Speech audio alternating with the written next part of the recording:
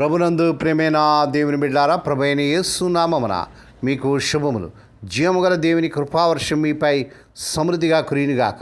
ఈ దినం అనగా జూలై నెల 31వ తారీఖు 2026 శుక్రవారం హోలీ ట్రినిటీ చర్చ్ మినిస్ట్రీస్ వారు అందించు అనుదినమన్న ఈ దిన మన ధ్యానాంశం లేచి కరుణించే దేవుడు. లేచి కరుణించే దేవుడు. దేవుని వాక్యం చదువుకుందాం అండి. 102వ కీర్తన 13-14 వచనాలు. నువ్వు లేచి సియోను కరుణించదు, దాని మీద దయచూపుట కాలము వచ్చాను, నిర్రమ కాలమే వచ్చాను. దాని రాళ్ళు నీ సేవకులకు ప్రియములు, వారు దాని మంటిని కనికరించుదురు. దేవుడు తన పరిశుద్ధ వాక్యం దీవించునుగాక. దేని బిడ్డారు మీరంతా ఎలా ఉన్నారండి? మీ ఆరోగ్యాలు, మీ కుటుంబంలో అందరూ బాగున్నారా? మీకోసం మేము కూడా ప్రతిదినం కూడా ప్రార్థన చేస్తున్నాం. దేవుని మహాకృప చేత మరి ఈ జూలై నెల ఆఖరి దినం కూడా మనం సజీవులుగా ఉండే కృప ప్రియప్రభు మనకి ఇచ్చినందుకై ప్రభుని మనం ఎంతగానో స్తుతించాలి. దేని బిడ్డ దేవుని వాక్యంలో మనం చూసినట్లయితే ఇక్కడ సియోను కరుణ చూపుటకు లేచి వచ్చేదో అంటాడు.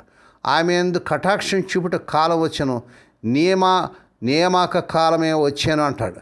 ఇక్కడ దేవుని వాక్యంలో 102వ కీర్తన అనేది బాధలో ఉన్న ఒకని ప్రార్థన. ఇక్కడ మరి కీర్తనాకారుడు చాలా కష్టంలో నీరసంగా ఉన్నాడు. 12వ వచనం వరకు తన బాధ గురించి చెప్పాడు. 11వ వచనం నుండి దేవుని వైపు, దేవుని వాగ్దానం వైపు చూస్తున్నాడు. దేవుని స్తోత్రం కలుగును గాక. సియోను అంటే యెరూషలేము, ఇది దేవుని ప్రజలను, దేవుని వాగ్దానం సూచిస్తుంది. ఆ సమయంలో ఇశ్రాయేలు బబులోను చెరలో నుండి యెరూషలేము పాడై ఉన్నట్లుగా మనం చూస్తున్నాం. ఈ వచనాల్లో మనం 13వ వచనం చూసినట్లయితే మొదటగా సియోను కరుణ చూపుటకు నువ్వు లేచి వచ్చేది అంటాడు. ఇది నిరాశ నుండి నిరీక్షణకు మలుపు. దేవుని బిడ్డ, ఒకవేళ నిరాశలో నిస్పృహలో ఉన్నావా? ప్రభు నిన్ను పిలుస్తున్నాడు, నీకు నిరీక్షణ వైపు తిప్పుతున్నాడు. నువ్వు లేచి వచ్చేది అంటాడు. దేవుడు కార్యం చేయడానికి లేస్తున్నాడు. ఇంతవరకు జరగని కార్యాలు దేవుడు నీ పట్ల జరిగించడానికి సిద్ధంగా ఉన్నాడు. ఆయన మర్చిపోలేదు. రాబోయే ఈ నూతన నెలలో దేవుడు కార్యం జరిగించిపోతున్నాడు. కటాక్షం చూపుటకు కాలమే వచ్చాను, నియామక కాలమే వచ్చానంటాడు. దేవునికి ఒక టైము టేబుల్ ఉంది. మనం ఇప్పుడే అనుకున్న దేవుడు ఇదే సరైన సమయం అని నిర్ణయిస్తాడు. ఆలస్యం అనిపించిన దేవుని కరుణకు ఒక గడువు ఉంది. ఆయన తప్పకుండా వస్తాడు. ఇర్మియా గ్రంథం 29వ అధ్యాయం 10వ వచనంలో దయచేస్తాను. అవును, క్రైస్తవ సంఘం గురించి మనం చేసే ప్రార్థనలు దేవుడు విని దాన్ని కరుణించడానికి తగిన సమయం వచ్చింది. కాబట్టి మన ప్రార్థనా కూడికను ప్రేమిద్దాం, సండే స్కూల్ బిడ్డలను ప్రేమిద్దాం, ప్రభు మందిరానికి చెందిన అన్ని కార్యక్రమాలను ప్రేమిద్దాం. దేవుని ప్రజలందరితోనూ మనం మనసు కలిసి ఉందాం, ఏక మనసు కలిగి, ఏకాత్మ కలిగి ఉందాం. అప్పుడు మనం నిజంగా ఇలా చెప్తాం, నీ మందులోని ప్రతి గొర్రెకు చిన్నతనం అనకుండా ఆహారం పెడతాను, ఏ శత్రు ఎదుటైన వాటి కొరకు భయం అనుకోకుండా విజ్ఞాపన చేస్తాను. ఇలాంటి భావనతో మనం ఉంటేనే ప్రభు సన్నిధికి వెళ్ళినప్పుడల్లా మనము నూతన ఉత్తేజాన్ని అనిపిస్తాం. మన సంఘాలు నిండుగా ఉంటాయి. పరిశుద్ధులు విజయం పడతారు. చెడు దీవించాలు దీవించేవారు మంచిగా మారిపోతారు. ఇదంతా ప్రభు కృపదానే జరుగుతుంది. కానీ మనం ఇలాంటి పరిస్థితుల కొరకు ప్రార్థించాలని దేవుడు మనం కోరుతున్నాడు. ఎందుకంటే సమయం వచ్చింది, నిర్ణయకాలమే వచ్చింది. పనిచేయడానికి మనమే సిద్ధపరచుకోవాలి. సియోన్లోని ప్రతి రాయిని అంటే ప్రతి విశ్వాసిని ప్రేమిద్దాం.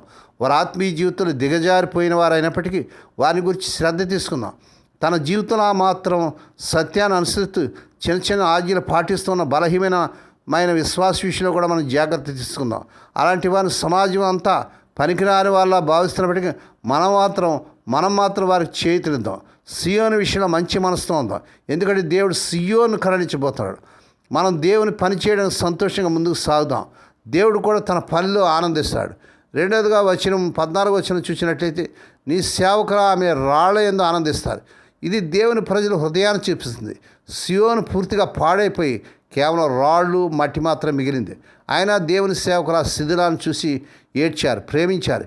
ఇది అయిపోయింది అని వదిలివేయలేదు. దేవుడు అలాంటి హృదయాన్ని గౌరవిస్తాడు. మనం దేవుని ప్రేమించే వాటిని ప్రేమిస్తే ఆయన కదులుతాడు. ఈ కీర్తన గ్రంథం 102వ కీర్తన 13-14 మనం చూసినట్టయితే దేవునికి నియామక కాలం ఉంది, నీ ఎదురుచూపు వృధా కాదు. దేవుని బిడ్డ, దేవుడు గడియారం చూస్తున్నాడు. సమయం వచ్చినప్పుడు తప్పకుండా జోక్యం చేసుకుంటాడు. ప్రసంగి గ్రంథం 3వ అధ్యాయం 1వ వచనం చదవండి.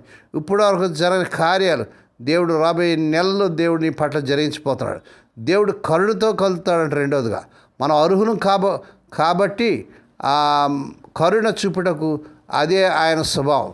మూడవదిగా దేవుడు శిథిలాన్ని పట్టించుకునే వారిని గౌరవిస్తాడు, రాళ్ళయందు ఆనందిస్తాడు. పాడైపోయిన దేవుని పని, దేవుని ప్రజలను ప్రేమిస్తే దేవుడు చూస్తాడు. 4వ దేవుడు మట్టి నుండి కూడా కడతాడు. అంతా నాశనం అయినట్లు అనిపించిన దేవుడు మళ్ళీ కట్టగలడు. ఆయనకు అసాధ్యం ఏమీ లేదు. దేవుని స్తోత్రం కలుగును గాక. శిథిలాల సీజన్లో ఉన్నావా? కుటుంబం, ఆరోగ్యం, ఉద్యోగం, సేవ అంతా పాడైపోయినట్టు ఉందా? అయ్యో అని బాధపడుతున్నావా? దేవుడు చెప్తున్నాడు, కటాక్షం చూపించడం కాలం వచ్చును, విడిచిపెట్టకు. ఆ బ్రేక్ త్రూ దగ్గరలో దేవుని బిడ్డ ఉన్నది. 2 చిన్న ప్రారంభాలు చిన్న చూపు చూడకు. దేవుని సేవకులు రాళ్ళు మట్టిని కూడా ప్రేమించారు. నీకు చిన్నగా కనిపించే దేవుని పునర్నిర్మాణానికి మొదటి అడుగునమాట. జకరియా గ్రంథం 4వ అధ్యాయం 10వ వచనం చదవండి. 3వదిగా దేవుని హృదయంతో ప్రార్థించు. ఇక్కడ కీర్తనాకారుడు మొదట తన గురించి ప్రార్థించి తర్వాత సియోను గురించి ప్రార్థించాడు. మనం దేవుని రాజ్యం, దేవుని ప్రజల కోసం ప్రార్థిస్తే మనం దేవుని టైమింగ్తోనే లైన్ అవుతుంది. దేవుడు తన మాట నిలబెట్టుకుంటాడు. ఈ కీర్తన 70 సంవత్సరాల తర్వాత ఇశ్రాయేలు చెర నుండి తిరిగి వచ్చినప్పుడు నెరవేరింది. ఆయన సియోను కోసం చేస్తే నీ కోసం కూడా చేస్తాడు. విలాప వాక్యాలు 3వ అధ్యాయం 22-23 వచనాలు చదవండి. అంతా మట్టిలా శిథిలాల్లా కనిపించిన దేవునికి ఒక నియామక కాలం ఉంది. ఆ సమయంలో ఆయన కరుణతో లేచి మళ్ళీ కడతాడు. దేవుని బిడ్డ, నువ్వు ఎన్నడూ కూడా నిరాశపడద్దు, నిరీక్షణతో లే. దేవుడు ఈ సమయంలో నీ పట్ల కరుణ చూపించి నిన్ను అభివృద్ధి చేయడానికి సిద్ధంగా ఉన్నాడు. 102వ కీర్తన 13వ వచనంలో సియోను కరుణ చూపుటకు నేను లేచి వచ్చేది, ఆమె యందు కటాక్షం చూపుట కాలం వచ్చిందంటాడు. ఈరోజు నీ జీవితంలో ఏది మట్టి రాళ్ళులాగా ఉంది? ప్రభువా, నియామక కాలం వచ్చింది, కరుణ చూపని ఈరోజు ఆయనకు అప్పగిస్తావా? నేడే నీ జీవితాన్ని ప్రభుకి అప్పగించు, నిరాశపడద్దు, ప్రభు వైపు చూడు. దేవుడి మాటలు దీవించును గాక. ప్రార్థన చేసుకుందామండి. పరిశుద్ధమైన మా తండ్రి, నీ పరిశుద్ధ నామమునకు స్తోత్రాలు, వందనాలు చేయించుకున్నాం తండ్రి. మీరు ఎంతైనా నమ్మదగిన దేవుడు, అద్భుతాలు చేసే దేవుడు తండ్రి. అవును ప్రభా, సియోను కరుణించటకు నువ్వు లేచి నాయన కరుణించడానికి సమయం వచ్చింది ప్రభా. నిర్ణయకాలం వచ్చినట్లుగా ఈ సమయంలో నాయన మీరు మాతో మాట్లాడిన విధానం బట్టి స్తోత్రాలు. ఎందరైతే ప్రార్థనలు ఏకీభించి మరి నాయన ఇంతవరకు జరగని పనులు నాయన రాళ్ళు రపరా శిథిలాల్లా ఉన్న వారి బ్రతుకులను తిరిగి నాయన లేవనెత్తి నిరీక్షణతో నింపి వారి జీవితాలు అద్భుతాలు చేయించండి. ఈ దినం పుట్టినదినాలు, వాహ దినాలు, ఆయా శుభదినాలు జరుపుకునే బిడ్డలు బాగా దీవించి మరొక సంవత్సరమైన దయాకిరీటాన్ని బిడ్డలు ధరింపజేసి వారి పట్ల నూతన కార్యం జరిగించుకోండి నాయన. అది రోగులైన బిడ్డల పని ప్రత్యేక కృప చూపించండి. ఎవరైతే సీరియస్ కండిషన్లో ఐసీయూలో ఉంటున్నారో ఇప్పుడే కృప చూపించండి నాయన. స్వస్థత, ఆరోగ్యం, విడుదల ప్రకటిస్తున్నాం తండ్రి.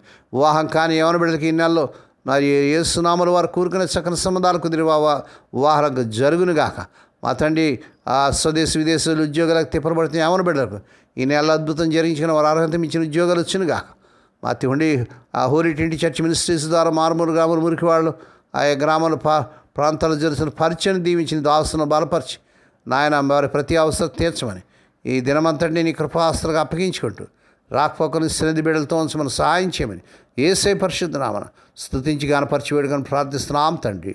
ఆమేన్. మన ప్రభువైన యేసుక్రీస్తు వారి కృప, తండ్రి అయిన దేవుని ప్రేమ, పరిశుద్ధాత్మదేవుని కనీన సహవాసము సదాకాలం మీకు తోడండి నడిపించి బలపరచునుగాక. ఆమేన్.